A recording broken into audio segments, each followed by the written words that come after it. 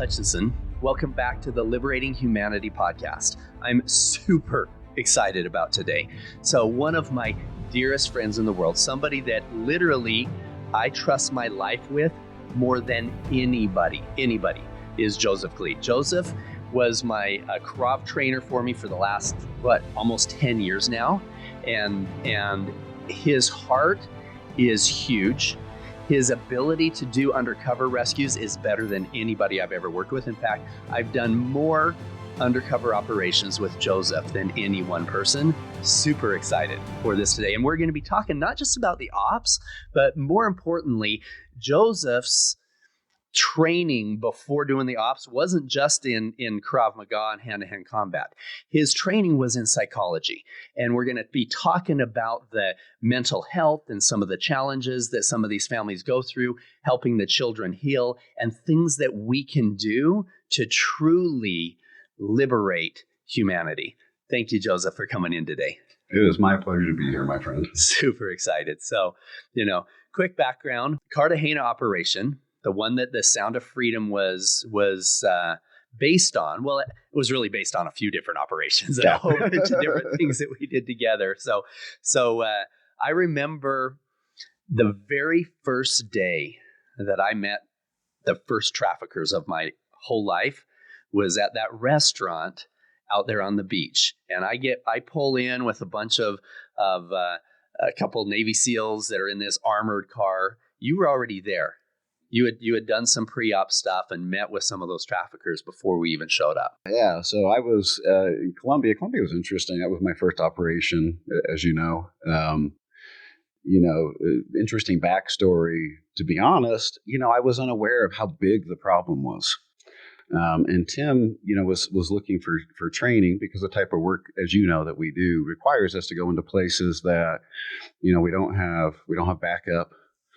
We're not going to other countries and they're giving us guns. This is not like the movies, right? Like we portray in the Sound. That doesn't happen. Even for law enforcement, most countries don't give us guns, and so it's a very dangerous place to be, right? You're dealing with people who, if they find out who you are, you're dead. You're as simple as dead, and it'll be that fast. And so Tim came looking for training for himself and for his guys prior to the Cartagena takedown. And so Tim started training with me to get this. And I ended up training a lot of the team.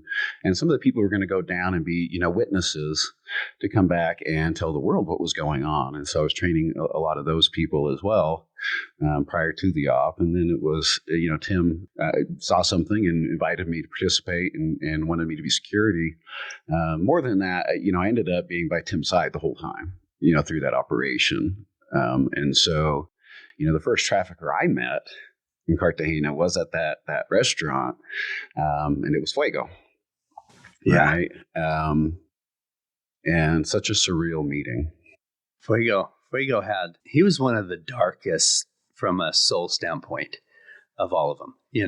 I remember at the takedown itself, when the children were being brought in from the boat, and he was sitting there he was standing there watching them, talking to one of the operators, and the stuff coming out of his mouth about what things he had done to those children and what things he was excited for the party was dark. Yeah, he was a dark individual, and I remember meeting him on the pier, and it was Tim and I.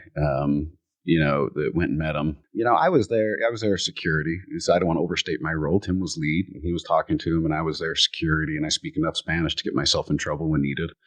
But man, that meeting, I'll never forget. It was like it was yesterday, right? To see just that pure evil, coming out of somebody who enjoyed it so much. Yeah. I remember when we were sitting that very first meeting and across from the table, and he leans forward and he said, "Pablo, I have a gift for you." And I said, "Really, what's your gift?" And he shows me his phone, and there's a picture of that 11-year-old girl on the phone that they called. He said, "This is Princess. She's still a virgin. We just took delivery of some." And that little girl in the movie that they called Princess, the one that we were looking after, we actually named her Rocio in the movie. the inspiration of that character in the movie came from him showing me that picture. In fact, in the movie, I'm convinced to go on the operation because my driver gives me this picture of this little girl, this 11-year-old girl. In reality, I was already there. I was face to face with the traffickers already, and seeing that picture of that child galvanized my commitment to help with whatever they needed to make that happen. And the movie has this story of these children being brought into this this fake modeling agency type thing. I remember Kelly was there. Kelly was the girl working together with Samuel, they were running this fake modeling agency. And the thing that disturbed me about her, now my Spanish sucks way worse than even yours. I speak enough to get arrested. But so this part of the conversation was with the translator there. But I remember when we said, hey, bring the extra virgins to the party. We needed to get them out. If you can get a child out before they're ever raped the first time, that's a miracle. And that's a miracle, man. Because then you have to deal with all of that extra trauma. And Fuego had said something that made me realize he had more virgins. And I asked, hey, you need to bring those. And he said, no, they're too expensive. And I'm like, are you kidding me? I'm paying $25,000. I was pissed, right? Well, then she objected. And I thought, that's super interesting. She doesn't want them to come. And I thought for a second, and some of the other operators thought that maybe she had a heart. Maybe she was, feeling some compassion. And we asked her, why? She goes, oh, they're not ready yet. We have to show them pornography. We have to have them witness live sex acts. We have to desensitize them. Otherwise, they'll cry. She said, we're going to have to give them drugs so they don't cry. But if you don't mind if they cry, then we'll bring them. And I thought, there was no compassion there whatsoever. It was just worried that we would be concerned that they cry, And so, they bring these 54 children to that. And you're right. We were talking earlier before the show how a lot of them, not only in Latin America, but right here in America, they got babysitters involved. They got parents involved. They're not always taken from their families and being brought into these. Trafficking is very different. And yes, the things that happen on the movie really happen. But walk me through what you have seen in real life in terms of what trafficking looks like and what things that parents can do in reality to keep their kids safe. It's interesting because we, sitting through the movie, watching how we portray it there. And of course, a lot of liberties taken. It's a movie, right? It's not a documentary. It's meant to raise awareness. But it's, that stuff happens, right? We go through that, and, we see that type of trafficking. What we see a lot of, though, are kids that are being trafficked by their parents, by their aunts, their uncles, their sisters. Right. I mean, there was, one of the earlier cases I did in Mexico was an aunt trafficking her nieces. Right. And they all lived together and they still went to school. And so this would be one of those where they're going to school. They have an aunt taking care of them. If you didn't know, you wouldn't know. Right. If you didn't know what to look for, you would have no idea that this could be going on. And this is what it can look like in the real world for the vast majority of trafficking cases, right? And we see this all the time.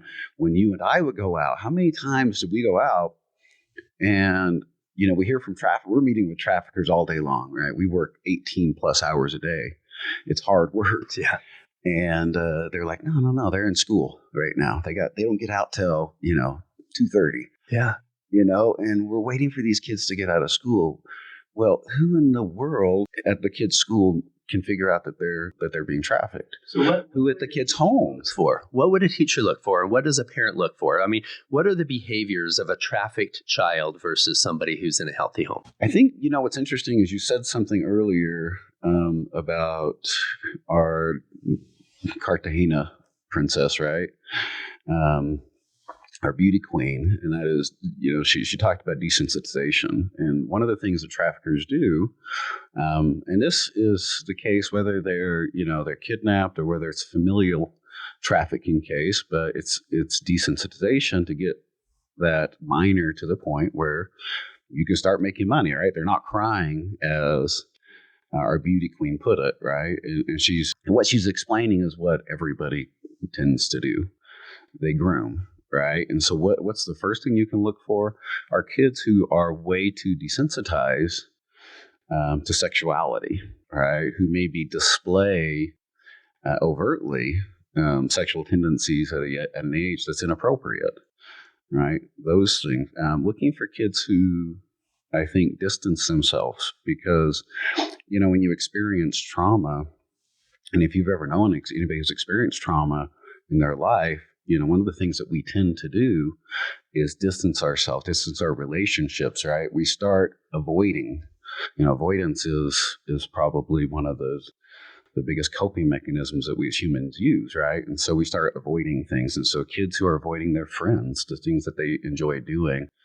And I'll give an example of, let me give you an example of a kid that I've treated here locally, because we talk about this in other countries and it's so bad, but we don't talk about it a lot here and what's going on here.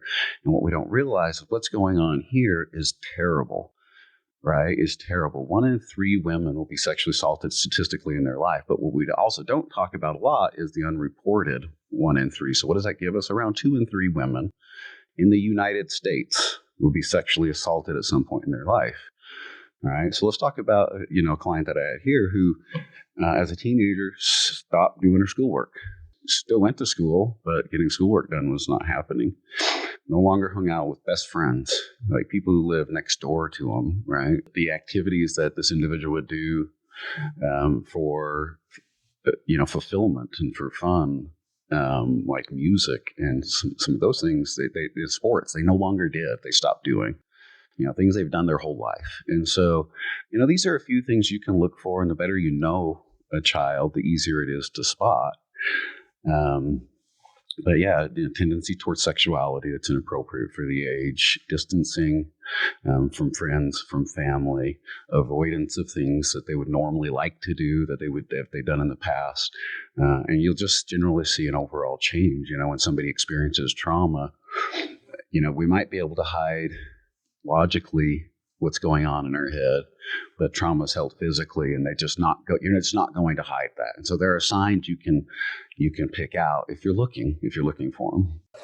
I tell people, if your 12, 13, 14-year-old daughter or even son is expressing those kind of changes in behavior, a lot of times, unfortunately, we say, oh, they're going through a hormone change, right? That's what's going on, is that, hormonally they're just changing. And yes, that's a time in our life where these young children start going and experiencing some of these hormonal changes. However, it's so important that we have that relationship with our kids. We can have those conversations. I tell people, I say, they say, okay, we watched the movie. We're super, motivated. What do we do next? The worst thing you can do is go be a Rambo in Latin America and go find kids. That's not going to fix the problem. The best thing you can do is hug your kids. And how does that help? Hugging my kids? No, the children who are trafficked, who are actually taken from, into these situations, come from broken homes, broken foster program, runaways, challenges at home, etc. The ones who are being groomed and abused by a neighbor or whatever else, those ones, if you can have a relationship with your children to the point where they can come and say, hey mom, hey dad, I feel uncomfortable when you guys make me hug Uncle Harry, because of this. Or, when I go over to this friend's house, her brother touches me on my bum and, whatever. Or, my babysitter, she's having us watch pornography and she tells us that we should trust her more than you. These are all different types of grooming behaviors that you can catch if you have the relationship with your kids, that they can communicate those things with you. But if the parent is an absentee parent and doesn't have that relationship, those kids are prime for being groomed in these horrible situations. And you're exactly right that the numbers are out of this world. In fact, one study I read said that the average age that somebody discloses that they were sexually abused as a child. The average age is 52 years old. That's average. That's my age. I've got grandkids, right? I've raised my kids. I've worked my job. And if somebody is holding on to that trauma, and some people never disclose it, roughly over almost 50% of people who do disclose it, it's more than a year after it happens. They say that half of them, by the time you're 50 years old, have not even disclosed it yet, is what the numbers were there. And so it's like, okay, if that's the average age and we're holding on to that trauma, even not just saying, okay, how can we identify potential challenges with our kids, but in ourselves, in our spouse, I've had situations in relationships in my life where the majority of the relationship, I had no idea that she had been sexually abused by her own father, right? And shame on me for not having that level of ability to communicate with her. But at the same time, so many people just hold it inside, and it comes out in anxiety and depression and anger issues and things like that. They say that 2/3 of people who deal with that kind of childhood trauma, God bless them, they're able to work through it and yes, they're dealing with anxiety, depression, etc., but they're never passing it on. However, statistically, 1 in every 3 people who deal with that as a child end up becoming a contact offender in some way, either through verbal, physical, or sexual abuse. And so I know that, so you have a program that helps with a lot of these things. Tell me a little bit more about your... Yeah, for sure. And just to touch base a little bit more on the kids, and I think you're exactly right. It's, having a relationship where you can talk to your kids, right? And I just wanted to share a story about that, in fact, and maybe this will be helpful to parents, maybe not, I don't know. But, my daughter's 15. And so, we've been doing this work for over a decade. So she was young when I first started. And, so many times that we were out in operations, the one thing on my mind is my own kids, right? As I'm sure it was for you, because of, I think, the work that I've done and the understanding that I have of what goes into that. I've always talked to my kids and tried to teach them, so that they understand about violence, about, what people are capable, but also, to understand people, to recognize that people go through hard things and that as well. Getting asked about the movie, is it okay to take my daughter? Is it okay to take my daughter? My daughter's this age, my daughter's that age, which I've been asked a lot. And generally my answer is, I hope you can take your daughter. Yeah. Right. I just took my 15-year-old daughter and we had the most amazing conversation about this. Why? Why was that? Because I've prepared her to have this conversation her whole life. This was not a shock to her, right? That this happens in the world is not a shock to my daughter. And so we're able to have real conversations in a way that she can understand it so that she's safer and she can help make the world safer, right? But how did that happen? It took years of teaching a little bit at a time, preparing her a little bit at a time. So by the time she's 15, where she is a beautiful girl who's at just the right age to become, as you and I very well know, a victim. Yeah. Right. And, what I can hope for as a father is that I've prepared her enough that she's confident enough, sure of herself enough that she has an internal locus of control over her life, that she'll make the right choices, right, and see that coming. And so I think it's important for parents to build trust with your kids so that you can have frank conversations about what happens in the real world. What kind of things do you teach her things that she can do to keep herself safe? I remember, I'll do a little story and then you can delve into it. When we were training a bunch of Krav, I remember telling you a story where I was in a dark parking lot ATM. I mean, there was nobody anywhere around, and I was pulling some cash out, and I was dressed in a nice suit, and I was looked like a target. I was dressed like a target, right, in a not too good area of town.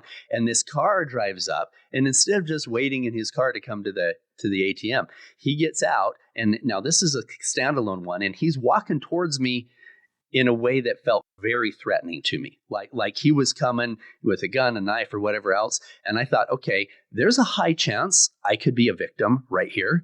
And so I took some of your training, and I could go into this whole Krav Maga thing with him, but instead it was more about the energy I was portraying, right? And so I looked at him and I put my hand straight out and I said, "Stop!" With authority, just like that. And he, whether he was coming to attack me or not, it was a shock for him that I was feeling very uncomfortable with the type of approach that he was making. So, with that in mind and some other things, what other things, what do you teach your daughter? What things can she do if a 15-year-old is listening to us right now? What kind of things can they do to keep themselves safe? First and foremost, I've been teaching real world self-defense for over 20 years. When I say real world, I mean, we're very honest about what happens in the real world. This is, the real world is not pretty. Like, things don't work out well.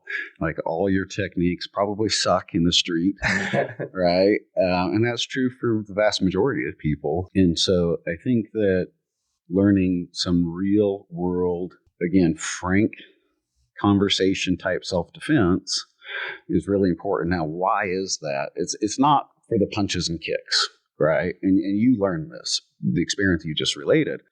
And this is what I found over 20 years of teaching this and studying psychology and becoming a trauma therapist. By accident, I discovered that learning real self-defense, when taught in a trauma-informed way, is one of the most empowering things we as humans can do. It builds confidence. It builds inner strength and belief in oneself, right? It builds awareness. It builds all these things, all these life skills that are so hard to pick up in other places, right? This builds it. And there are some reasons for that. We can talk about, the integration of mind-body, which is super important. In especially learning things like confidence, which is a skill, right? And something you can learn and improve on. It's a muscle, right? Awareness, something you can learn and improve on and increase. And so you, by accident, by just, the nature of training real self-defense, and I mean real self-defense, not flowy, beautiful crap, but I mean real self-defense. I always joke with people, it's not bow to your sensei in 3 points when you kick them in the leg. It's just brick to their head, go home to your family. Yeah, that's our motto, right? Is brick head home. Grab a brick, smash them in the head, and go home, because that's the way the real world is, But man, it teaches so much more. So what do I teach my daughter?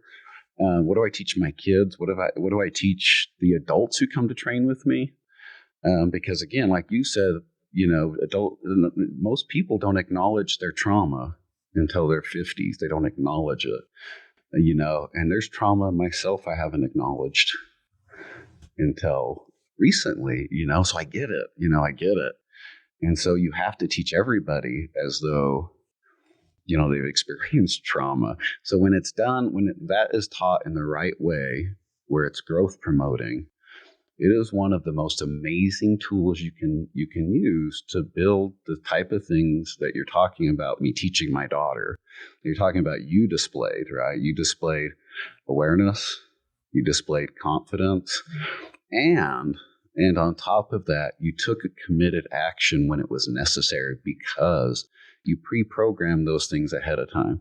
So what do we do? What do we teach our kids? And especially when we talk about our daughters, when we talk about trafficking and that, I would rather my daughter be blunt and almost rude when necessary than polite and become a victim, right? Or have that be become a bigger chance of becoming a victim, right? Because they're just trying to let somebody down easy. Like, what do we teach our girls? Let them down easy, turn the other cheek. Oh, they're just boys being boys. Or they're just trying hard to ask girls out, when really they're harassing the hell out of them or something, and so, it's teaching our kids to be confident, teaching adults to be confident, to stand up for yourself, right? To know that you're worth it, you're worthwhile. But that's the key to healing as well. Because what do so many kids say that we pull out of trafficking? Especially the ones that end up back on the street 2 hours later. I didn't know there was anything else, or I didn't think I was worth anything else. Yeah. Yeah. That self-confidence is so important. If you can, I've always taught that the two greatest things that you can give to your children is a healthy self-esteem and a relationship with God. Those are the things I say. Because that gives them that extra, inner power, et cetera. And so, but that healthy self-esteem, that's something that how do parents get that? I tell them, first of all, your relationship with your spouse, it weighs heavily upon your children. And if they see you fight all the time, that affects them. Number two, have your kids do some mirror work, right? Have them look in the mirror and say, I love myself. I love myself. If they can't start there, start with I like myself, and then kind of move into that and help them identify those areas of themselves that they love. In fact, I call it, for myself, I call it little wins, right? Okay. So, having the confidence to do something big, sometimes that comes from being good to yourself when you're doing something small, right? I'm talking so small, like when I tie my shoes in the morning. Now, I don't even have ties on my shoes, but when I tie them right, whatever else, I'm like, good job, Paul. I'm 50 years old, right? Little stupid things like that, but it's that positive self-talk all the time of, hey, I'm doing, and then, when Tony Robbins says, hey, Paul, come up on stage and, here's the microphone in front of 5,000-10,000 people, I can rock it. You know why? Because I tied my shoes that morning, right? It's a matter of just that positive self-talk. And there's a lot of different things. We could go on for hours on things that you can do to help your kids develop that healthy self-esteem. But you're right.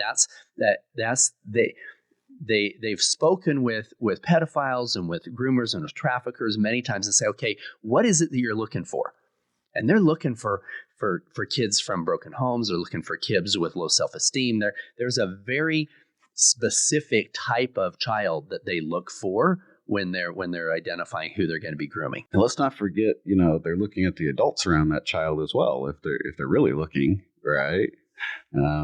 Because a lot of times it's manipulating the adults to get to the kids. What's interesting about what you're saying is there's so much science behind, what you do every day, the little things you do every day, including talking to yourself.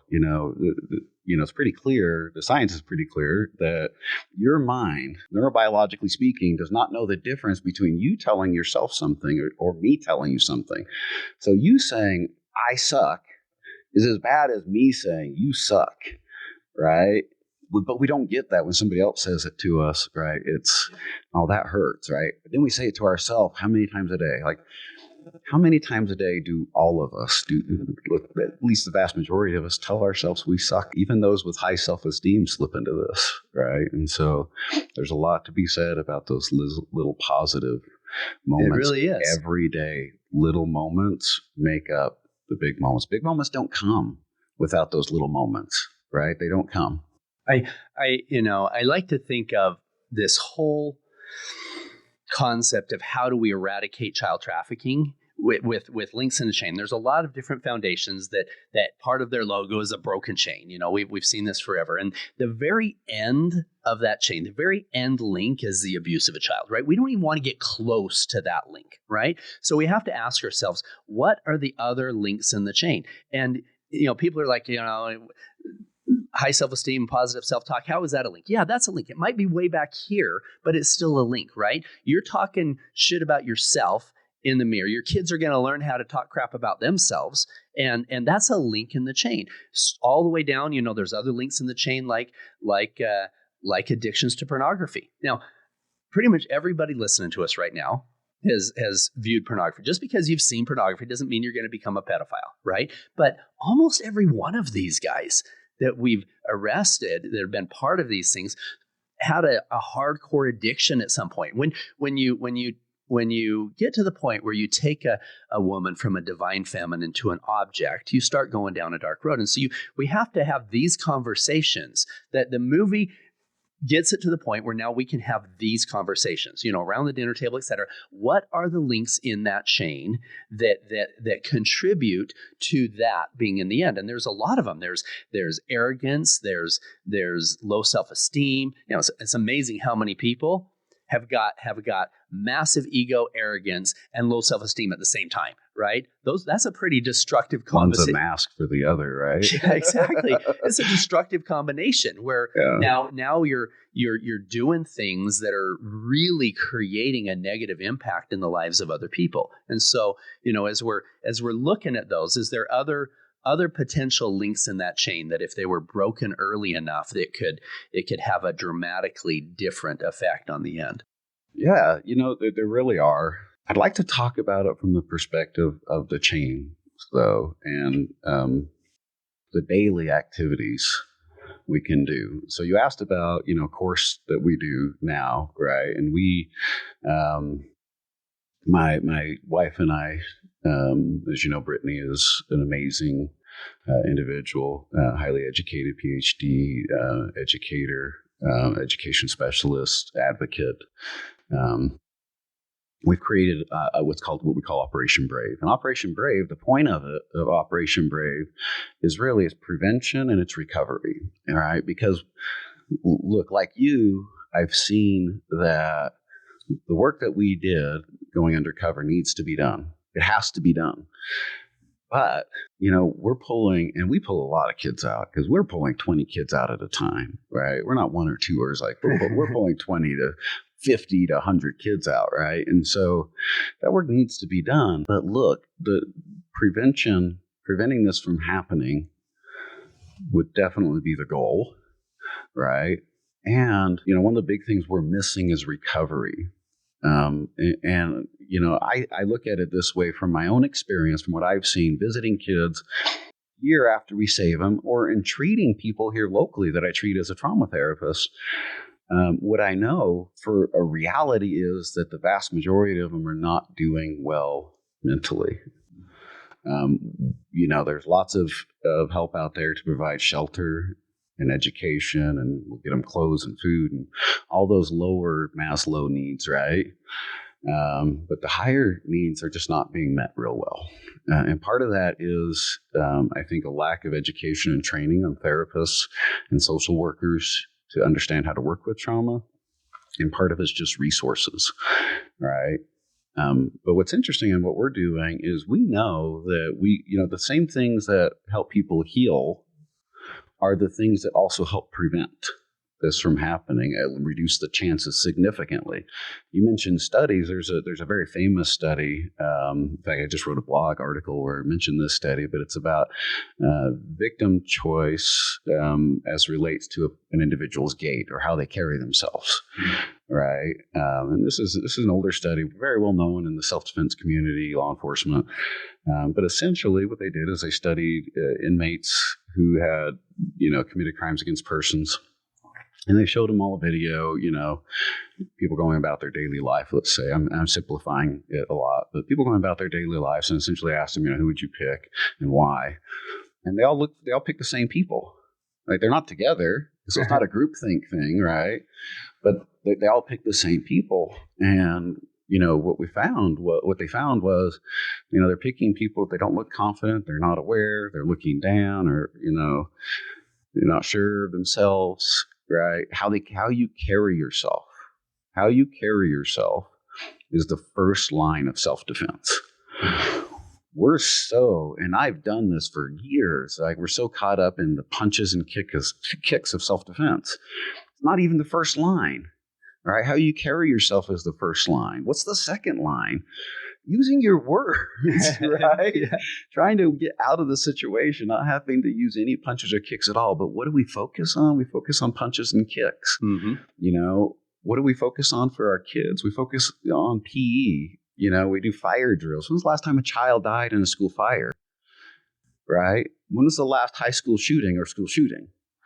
But we don't talk to our kids about it. It's too much, right? Yeah. Well, it's too much until it's not. It's too much until they experience it.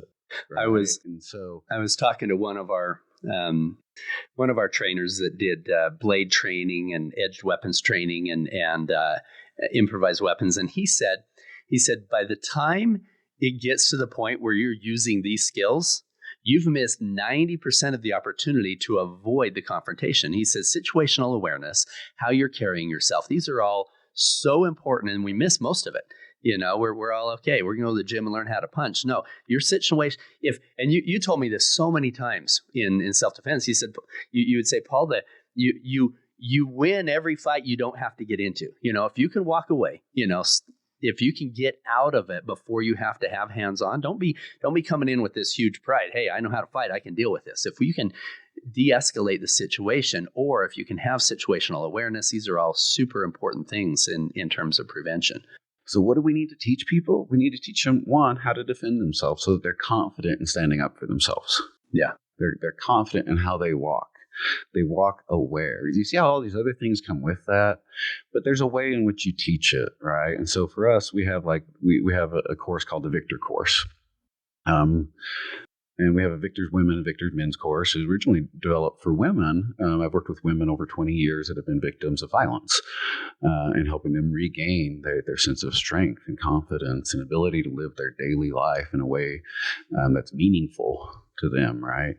And so we created the Victor course, and we kind of, between my partner Brittany and I over the last few years, we kind of have refined this, where it's a course that's made for victims of we'll say trauma, right? Victims of violence or things like that. So women who've been raped, stalked, domestic violence, interpersonal violence, all of those things. And we don't put a cap on what is traumatic for people. If somebody's experienced trauma, we accept that person in their experiences. And the course uses real-world self-defense, uses Krav Maga-based self-defense, along with psychoeducation and therapeutic techniques to teach not just the self-defense aspect, which naturally brings a lot of these life skills with it, but we're teaching people more specifically about the life skills and how to apply those in your life, right? And is the Victor course part of Operation Brave? It is, yes. That's an Operation Brave course. And it's a course, depending on the course, sometimes we even take insurance for it, so insurance will pay for it. And a lot of times I do that in conjunction with people who really need it. I do it in conjunction with individual therapy as well. So, overcoming trauma, if we're discussing that, it really is about integration of mind and body. Why does talk therapy not work? Why do so many people spend years, going to therapists not to get any results? Because they're just in there talking about, they're not dealing with what their body is remembering for them, right? And if you don't, you're not going to get through it. Man, I can testify to that personally. Like, if you don't deal with what's held in your body, if you don't deal with the trauma here, like it's not going to be dealt with. It's going to come out when it's the worst time possible. Right. And so we have to have an integration of mind and body. If you listen to, those like Bessel van der Kolk, who is one of the foremost experts, wrote The Body Keeps the Score, which I think is probably the Bible of trauma treatment these days, talks about it incessantly, the need to reconnect mind and body. If you're only doing one, you're missing half the work. And so what we've done is, take that understanding of trauma treatment, of neurobiology, of neuropsychology, of physiology, along with, the anecdotal knowledge we have from 20 years of doing this, and frankly, just stumbling over the fact that training this in this way is just super effective, right? And so, we take all those components together to teach people, yes, how to stay safe, but how to overcome internally and, mentally and physically what has happened to them, what that trauma has brought to their life. And so it's about that. But I want you to think about this again. All the things we do to overcome trauma are all the things we'd like to do to prevent trauma. So, for instance, rebuilding confidence, the high self-esteem, things like that. Self-esteem, positive, proper high self-esteem. Right? Yeah, I mean, high self-esteem can be a negative as well. Yeah. As we saw, like through the '80s, the '80s psychology of everybody's a winner. That's right. But yeah, no, having good self-esteem. What does that mean? It means having an internal locus of control, right? I believe in myself and my ability to overcome the obstacles in front of me, and so it's not just believing in myself, but more specifically, it's believing in my ability to get through this. Beautiful. Right? believing in my ability to get through this. And this is what people have lost. They've lost that. And again, that's so fascinating, Joseph. How I love how you put that. The same thing, that some of the same techniques you use to get through the trauma are the things that you use to prevent it in the first place. Learning some of those self-defense skills, those life skills, that confidence, that's fascinating how you would tie those together. All the aspects that interacts with. I mean, in your own life, we've never talked about this, but I'm just curious. How is the confidence that you've gained from not just learning real self-defense, but putting it into work in the real world by going undercover in places you should not go? We're in some pretty bad places. How about in the van with the traffickers driving the van, who are drunk and snorting coke at the same time. They take us to where they're keeping the kids, and we give them a tip so we get geotag the location. He takes the tip and drives down this dark alley and gives some money to somebody to buy coke. He's like, we're in a really dangerous place right now. Oh man, that was one of the funniest traffickers we've ever dealt. But yeah, I mean, but even for you, like I can recount for me, like the many benefits of having that, right? In the corporate world, when I did a lot of work in real estate and construction, like having that. Having just that confidence in myself, the awareness, the ability to talk to people and have difficult conversations. Yeah. Right. And this is, I think, when we talk about our kids, one of the things I was talking about, fire drills and all that, but we don't teach our kids emotional regulation. One thing that would be one of the most valuable lesson subjects that we could teach our children when they're young is emotional regulation. And we don't do it. We leave it to parents, right? Did you know how to teach that? Yeah, exactly. I didn't. Yeah, exactly. Right? Parents don't have a workbook on that, how to teach your kids. So, these are things that I think for adults and for kids that we can teach. There are ways to teach them. There are ways to instill them in people. So they don't become victims, so that they are happy, productive, and living meaningful lives. If they've encountered trauma, so that they can overcome that trauma and regain that meaningful life, right? Regain that sense of control. There are things we can do, but we're not doing them a lot. Are some of the things that you put together? Now, you and I trained face-to-face for a long, long time. A lot of the listeners don't have the ability to come in here and have one-on-one time with you. How much of this stuff is available that if we put some links on the Liberating Humanity website or on this interview and whatnot, how much of this stuff is available for people could actually learn from home? Do you have stuff in video and format that's remote? Yeah. So we have a program called KO Self-Defense. It's a Krav Maga-based self-defense program that we're putting online, and we have videos on there already. We're revamping our programs to give people more of that in-class experience. And so here's the thing with learning self-defense that you and I know, because we've done it for a long time, and that is that you can learn a technique and it means nothing. Putting that technique into a context that you might have to use it in, and training under stress so that you can use that technique means something. All right. Knowing how to punch a bag that's not punching back is not going to be helpful when somebody's trying to kill you. Right. And so you have to do that. And so we're right now revamping and refilming a lot of drills to go along with that, to give people that experience of, in a safe environment, wherever they're at, to have that type of training. Now, does that supplant or replace in-person training? No. I still suggest people get a partner or go visit a school, even if it's just occasionally, and just get some training with other people there in front of you that are helping you out, right? What about the trauma healing stuff? You've dealt with this for so long, and the things that you have learned in leading all of these undercover rescue missions have motivated you to really fix this problem, not just by doing undercover now, but, providing other tools. What are there tools in place right now that can help people with trauma recovery? What does that look like in your world? Absolutely, there are. And so we've started the Victor course. In fact, we have one coming up for women in about a month, about 3 weeks in Layton, Utah. And is that like a 2 or 3 day? Is that a 1 day type thing? Or particular Victor course is going to be a 1 day course. It'll be a couple of 3-hour segments. It'll again include some physical training as well as educational training, training on things like affect identification, identifying emotions,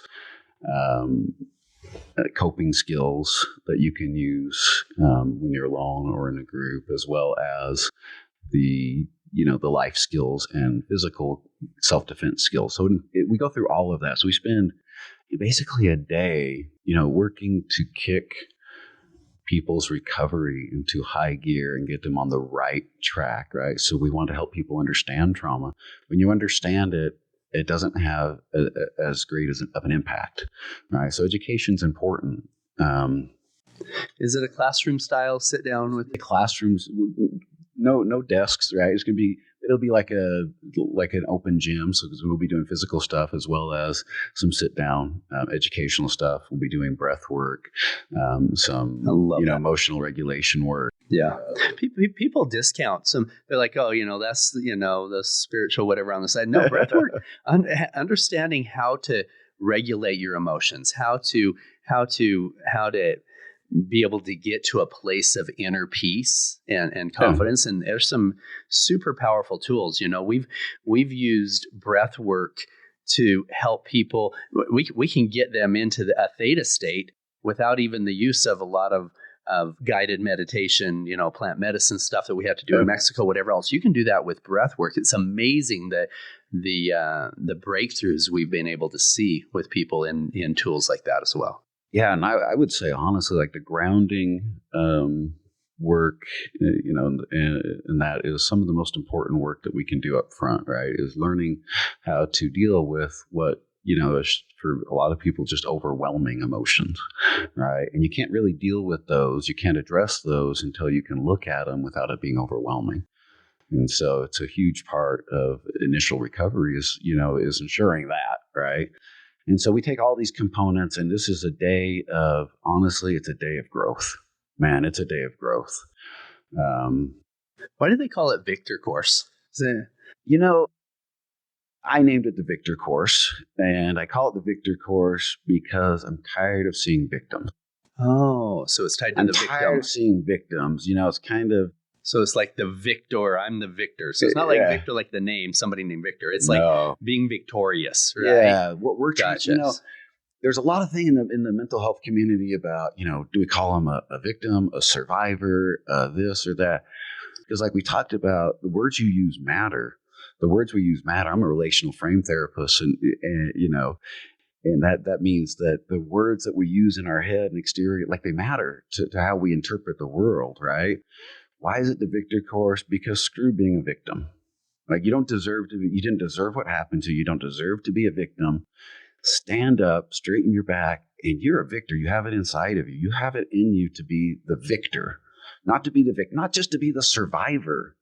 I don't want you just to be the survivor. Screw that. Like, no, you be better. You can be better. You can be better than what you were before because you will learn from this experience. If you put the work in to understanding it and integrating it within your life, right, it can become a powerful force for good. I love that. Right? The bottom of the, a victim to a survivor, a victor. That's this right there on the top. You're feeling that victory of moving through whatever it was that was holding you back, that trauma of your past. I love that. And this is, really stems, I got to tell you, from the work we've done together, and seeing these kids and, just, man, you look at them and you just see the victimization in their eyes. Yeah. Like how do you get that out of your mind, right?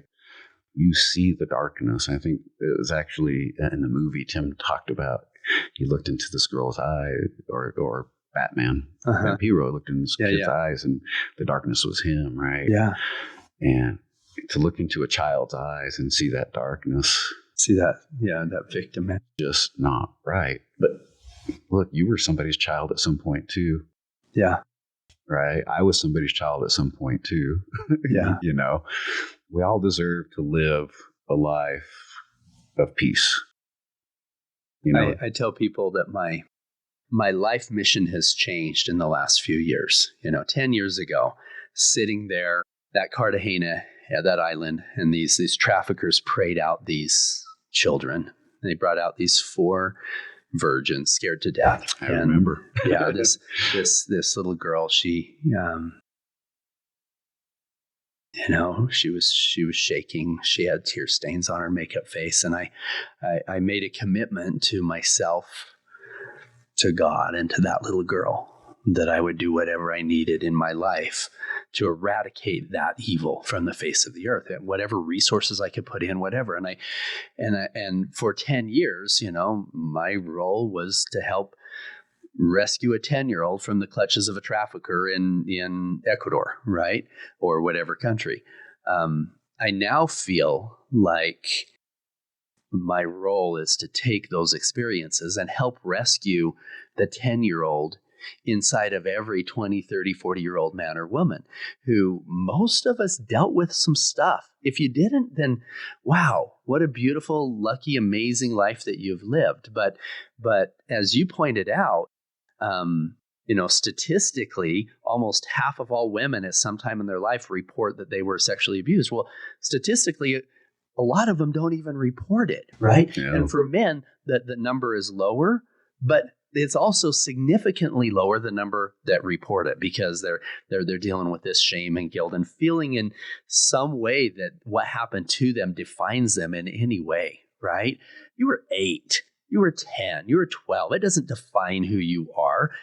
Every single cell in our body is new, right? Within a couple of years, all your regular cells, I think your bones are the longest one. It takes 7 years to replace every cell. So your entire physical body is brand new. It's what we're holding on to that is bringing us down. And if we can help people release that, and release the things that happened to them and the things that they did. I am not the same person today that I was 10 years ago.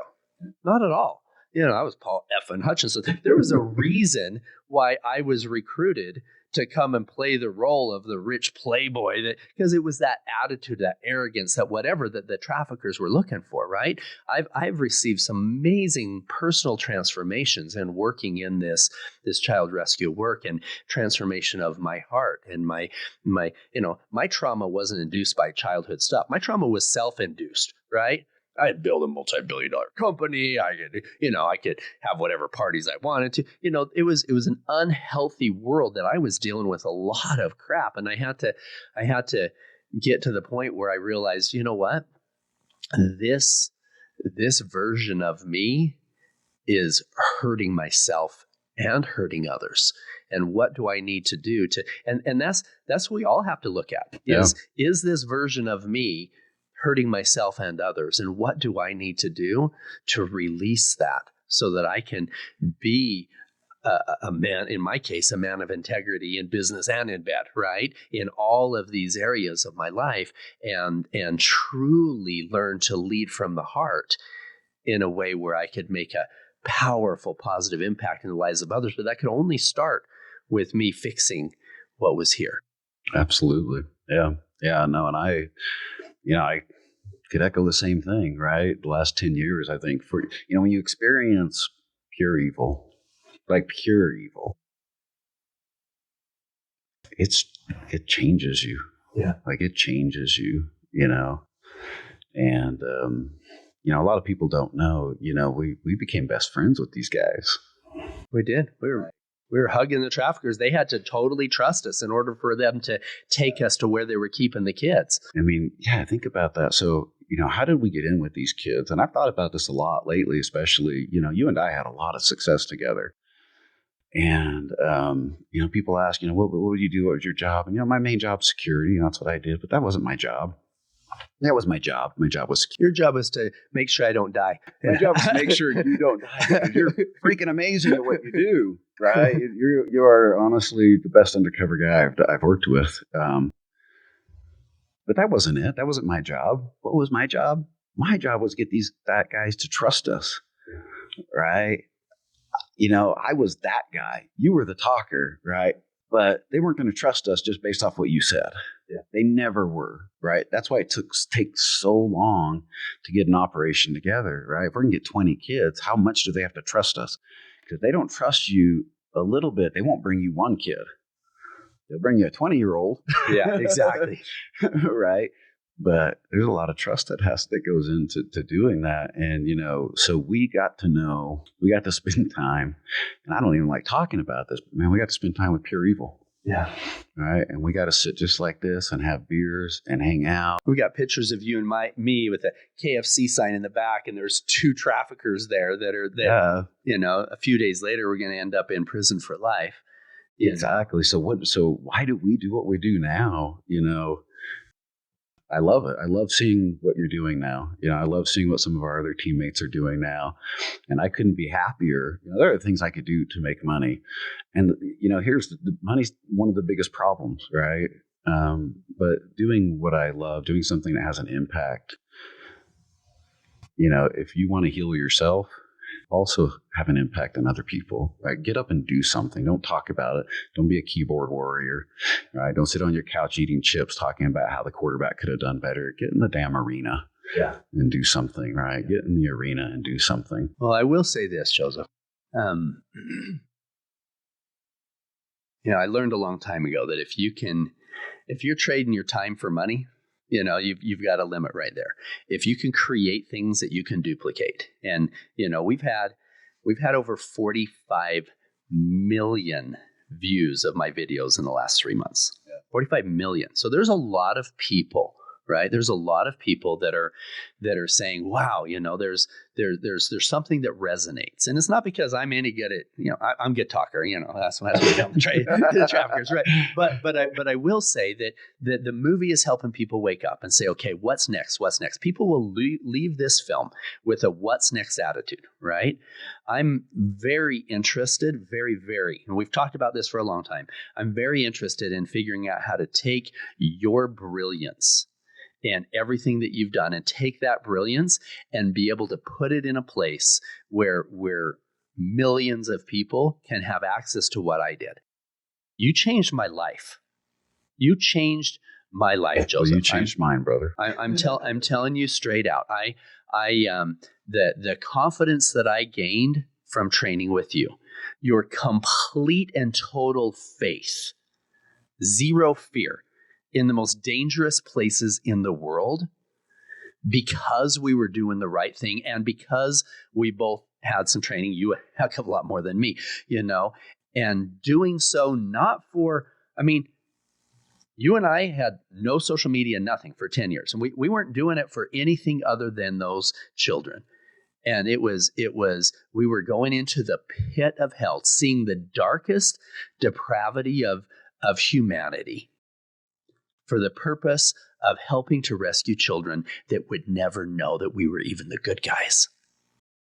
They never did, right? They didn't, they couldn't, because it would be almost traumatizing for them to later, see us coming back with the aftercare people and whatever, because we were the ones that were, but and having some super strict protocol in place where you and I were never in a situation that was compromising our moral principles, right?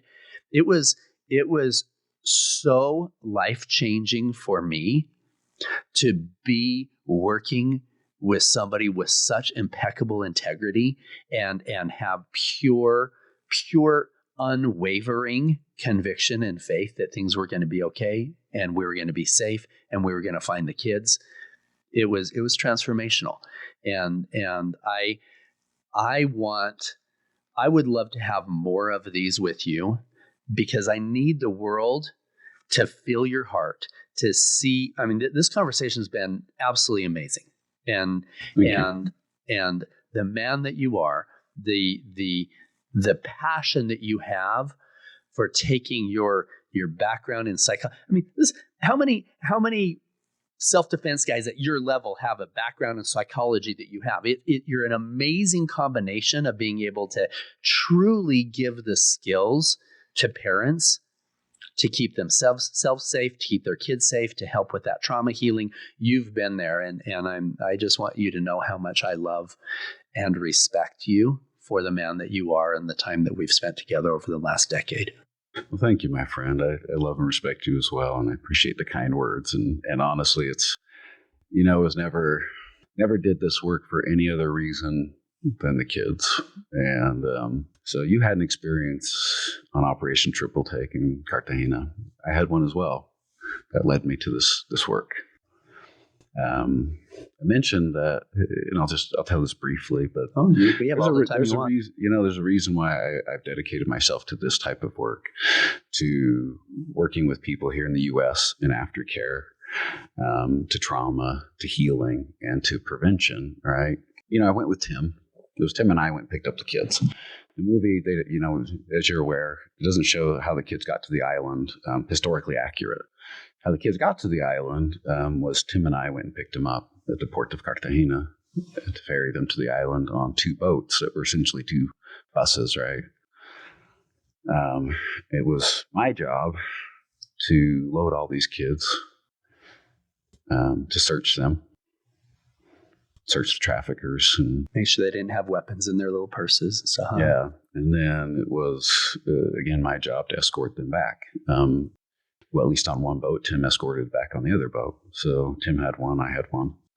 And we're driving back, and it's about a 45-minute drive from the port where we picked him up to the island where we were holding the takedown, the party, right? And I'm sitting in the back of the boat, so I can see everything, see everybody.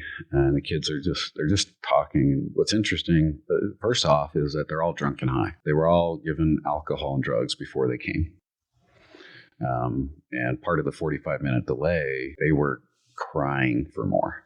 Like many children were, I had the opportunity to be in and out of that room as I was doing security on the island, as well as around the table with you. I was there when they brought the virgins in, but they were crying. Anyways, we're ferrying them over on this boat, and they're all there talking. They're all, drunk and high, and, it's the noisy chatter like you'd expect to hear on a bus.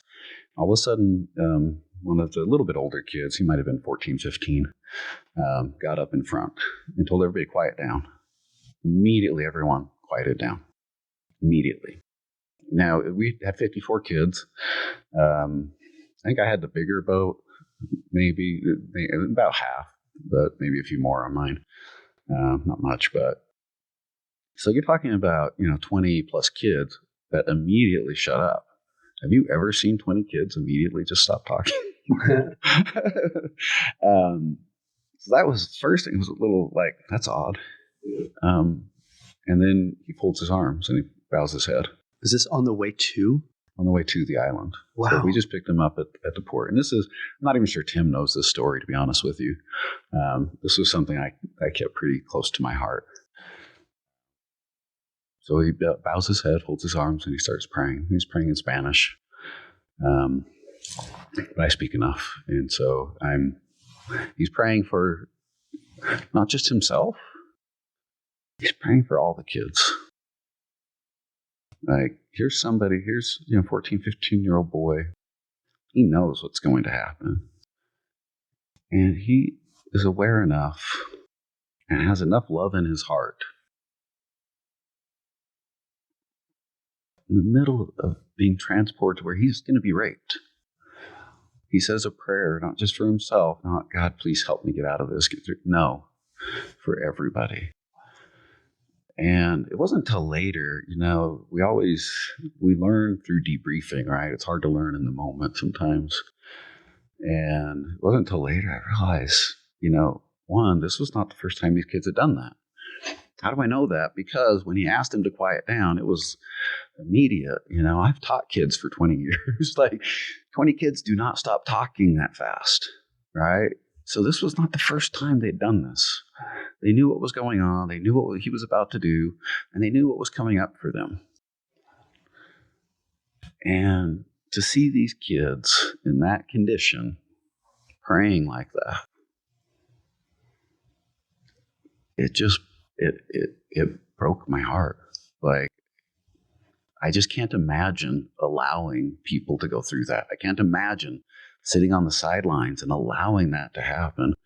And what's changed today is I'm not okay sitting on the sidelines and letting people like you or me or anybody else go through their trauma by themselves with nobody there willing to stand up and say a prayer with them, right? Nobody willing to enter that arena with them and say, yeah, this is hard, right? It wasn't just the kids there. It was everybody here that's going through that hard crap that doesn't have the people who understand that or know what to do next to them. Sometimes people take a look at what's happening with trafficking and they're like, oh, there's proof that God doesn't exist.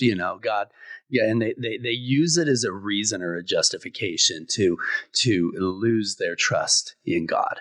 I remember on that operation, that first time that I met the traffickers 2 weeks before we were there at the restaurant, I exchanged contact information with one of them.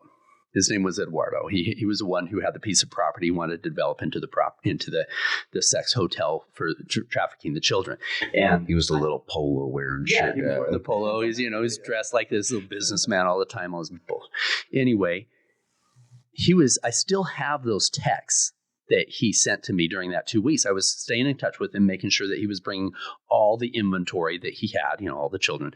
And one of the texts he sent me was him in his car driving. He's sitting there smiling. He's got a 3-year-old, his 3-year-old daughter in his back seat. This guy was selling children. He had about 14 that he was selling as children and he had this daughter. And then he sends me this text after that picture. He says, this is me, my daughter. He said, God sent you to me because now I can buy, once we have this sex resort, I can buy Ferraris and stuff for my little daughter. Now, most traffickers end up trafficking their own children, right? Later, right? He wasn't trafficking her yet at 3. And I thought to myself, you're right. God did send me, right? And all these other guys, so we can make sure that 3-year-old is never, ever sold for sex like you're doing these other kids. It was fascinating to me how many of these guys were in some dark and twisted way. They were, some of them were a freaking cross. I'm like, you're living your life in a way that is very different. So many war crosses. Yeah. So many. Very different than what Christ taught, And so as we take a step back and we understand that, the one thing that God never takes away is free will, right? And that makes things super messy, right? Yeah. God doesn't just say, well, I'm taking away your free will. You're out. Yeah. I guess the flood, he just says, I'm done with all of this crap, right? But the reality is we have to go through life. And if those things hadn't happened, then I wouldn't have seen that darkness firsthand and put all of my time and my resources into eradicating that problem and helping to liberate humanity. There has to be that polarity, and I'm so grateful for all the good men and women who are good. That help push the movie out and this movement as a whole. Now, this should never be a political issue. This should never be a religious issue, right? This is about the kids. But it is important for us to acknowledge whether somebody calls God, Jesus or the universe or Heavenly Father, it doesn't matter, right? God is there. I've seen this in every single one of our rescue missions, every single one of them, wherein it wasn't just logic and protocol. It was being led.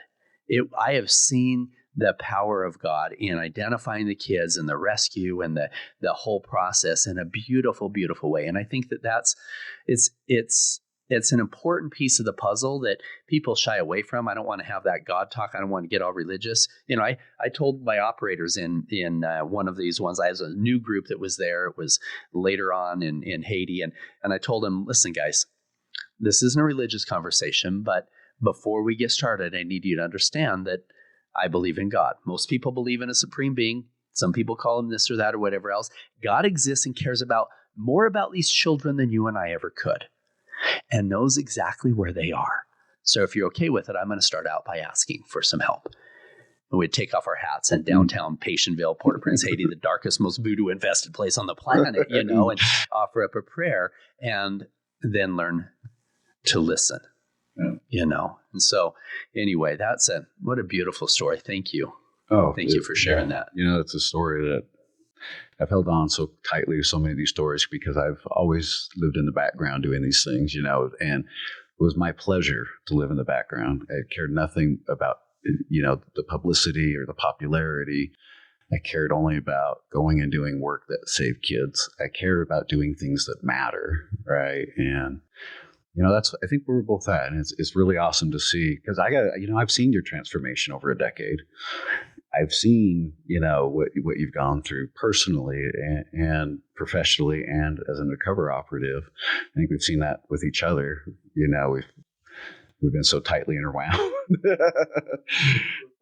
and that's what we need. Yeah. That's what we need. We need men like you to stand up and say, hey, this stuff is going on in the world. And it's not just about the child trafficking.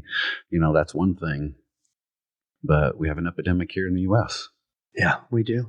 We do. In every one of our homes. You walk out your front door, you look left, you look right. Statistically, 1 in every 4 homes is a dangerous place for children, right? And in terms of the number of children that are affected in some way. And it's only coming out now, right? With guys like Sean Reyes, the Attorney General in Utah, who, takes a stand on traffic. Why? Because he's seen how horrendous it is firsthand, right? We just need more of those people. The other thing we need, when I look at trafficking and I look at trauma, this type of trauma, I see 2 ends of the spectrum. You have the perpetrator, you have the Johns, right? Usually Americans, right? We're one of the biggest consumers. And we look at Latin America, we did most of our work. We are the largest consumers. There's a reason why guys like us could go do that work, guys that look like us. Here in the U.S., we have people who are being abused, are experiencing domestic violence, interpersonal violence at rates that are just insane.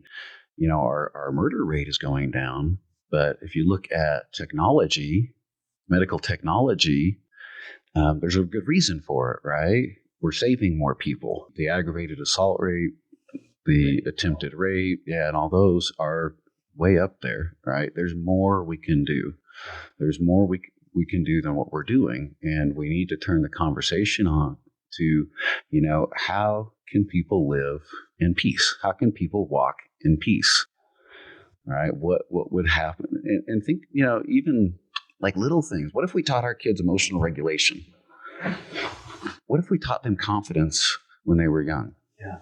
Those kind of things should be taught in the schools. So if we're going to prevent it, we need to work on building men.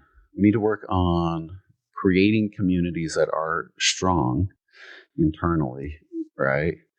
But we also need to work on the other end, which is, why do kids and families get caught up in this? Why do families traffic their own kids, their own family members? Money. Yeah. It's money. It's poverty. Yeah. Poverty. On the kid's side is what drives their abduction and their abuse. Yeah. It's poverty. Yeah, pornography, affecting, how the demand side is raise men in this country, the toxic mass. You can be a man without being toxic, right? Yeah. But the toxic masculinity, we have to deal with that on one end, right? And on the other end, we have to deal with the poverty of it.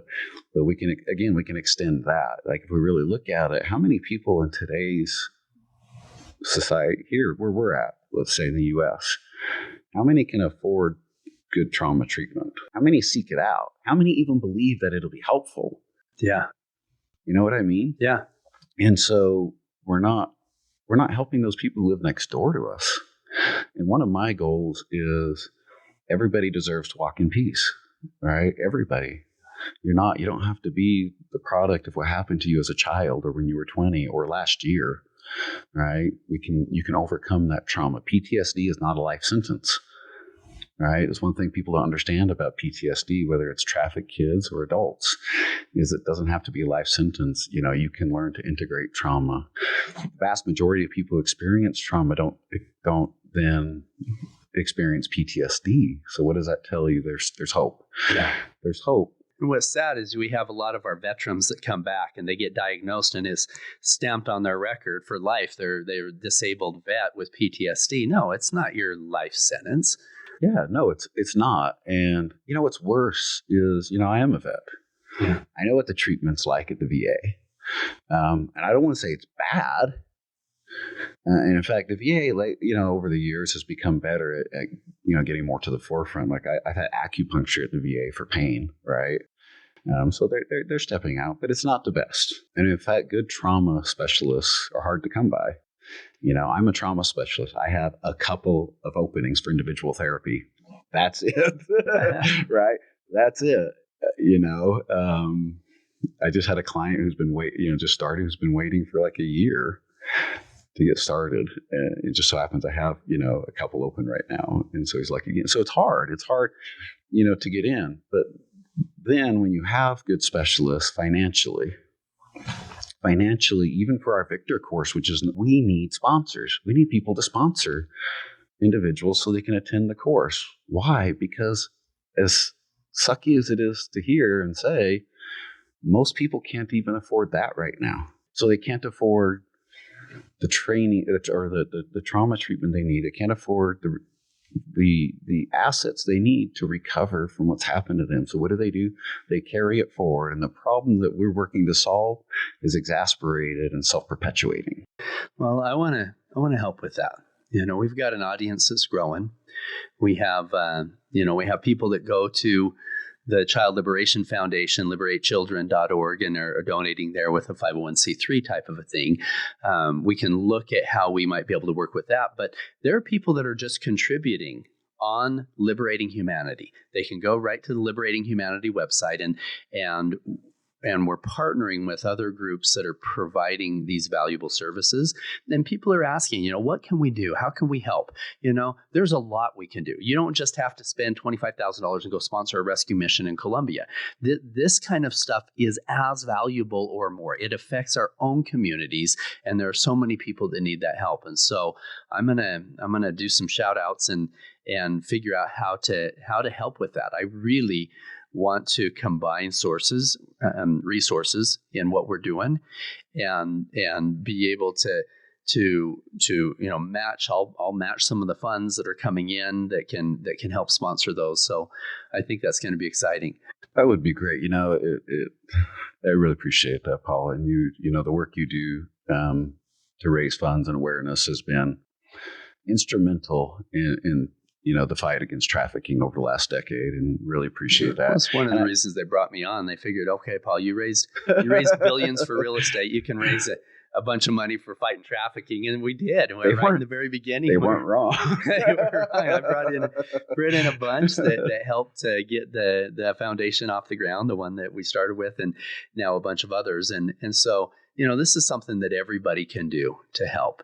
That's how we get to that place where all of us can live in peace. We can, it's been prophesied for thousands of years in most religions that we'll get to the point where we'll live in 1,000 years of peace, this millennial, whatever. There's so many different, God's not going to come back and just flip his fingers and have everybody be nice to each other, right? We've got to do that work to get humanity to the point where we can have that level of peace every day in every area. And what's amazing is that those links in the chain that ended up with what we saw, that darkest part of humanity in the raping of a trafficked child, right?